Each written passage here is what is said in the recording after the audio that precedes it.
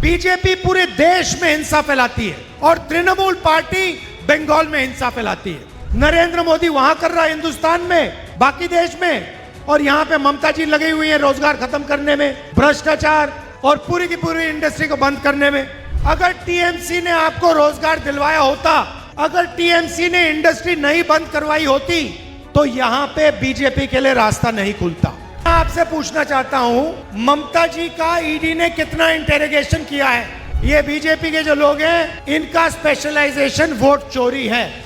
बंगाल की इंडस्ट्री तो ममता जी ने उड़ा दी, खत्म कर दी, वो अलग बात है। ममता जी ने कहा था कि बंगाल को 5 लाख नए रोजगार दिलवाऊंगी। ये पता नहीं क्यों इतना मजाक करती रहती हैं। अगर बीजेपी के लोग महिलाओं पर अत्याचार करते हैं, रेप केसेस होते हैं, लोगों पर कोई एक्शन नहीं लिया जाता, वही काम ममता जी यहां करती हैं। RG Kar rape and murder scam में यहां आपके सामने एक बेचारी लड़की का मर्डर होता है, बलात्कार होता है, और जिन लोगों ने किया उन पर कोई भी एक्शन नहीं लिया जाता। पूरा बंगाल जानता है कि तृणमूल के लोगों ने भ्रष्टाचार किया। शारदा चिट फंड तृणमूल के लोगों ने किया। 17 लाख इन्वेस्टर्स को बर्बाद किया। 1900 करोड़ अनपेड ड्यूज हैं। रोज वैली चिट फंड स्कैम किया। 31 लाख लोगों का पैसा लिया।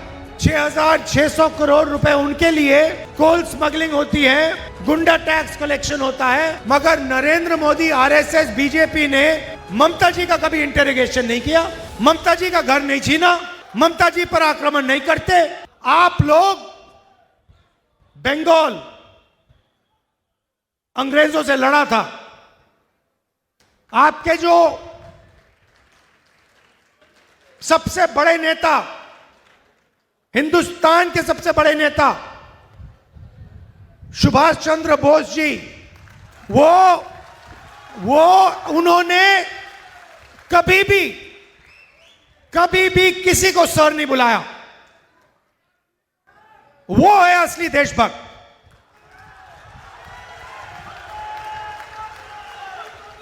महात्मा गांधी, जवाहरलाल नेहरू, सुभाष चंद्र बोस, सरदार पटेल, इन्होंने जिंदगी भर में किसी को सर नहीं बुलाया। शहीद हो गए, सालों जेल में काटे, मगर झुके नहीं। और 56 इंच की छाती वाला प्रधानमंत्री 1 सेकंड में डोनाल्ड ट्रंप के सामने जाके माथा टेक देता है।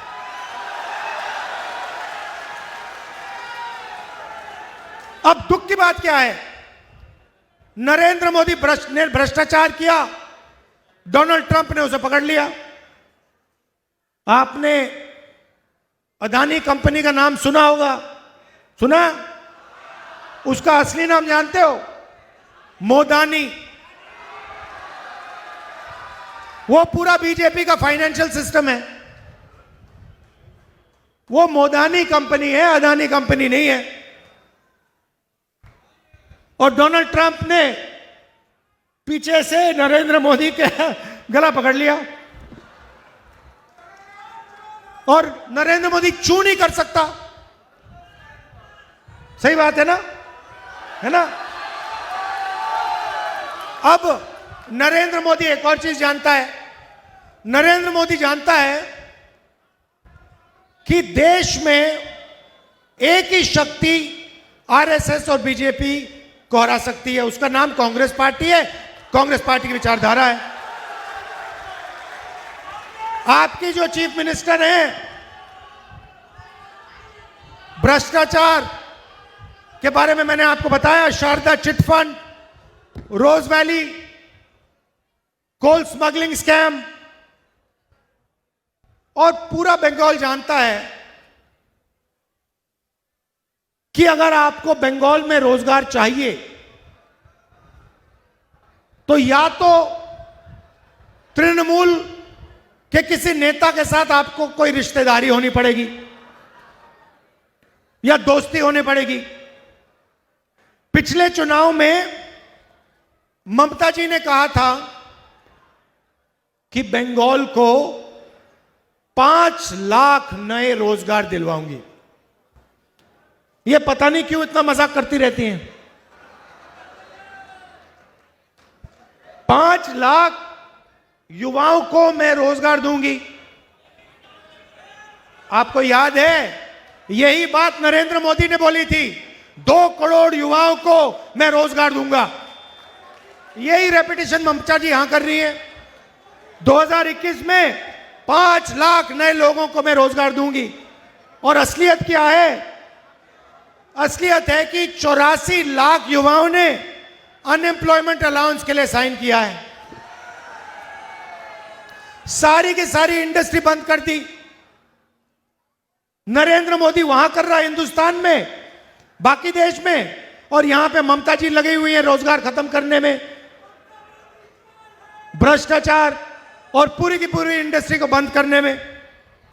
अच्छा, अगर बीजेपी के लोग महिलाओं पर अत्याचार करते हैं, रेप केसेस होते हैं, लोगों पर कोई एक्शन नहीं लिया जाता, वही काम ममता जी यहां करती हैं।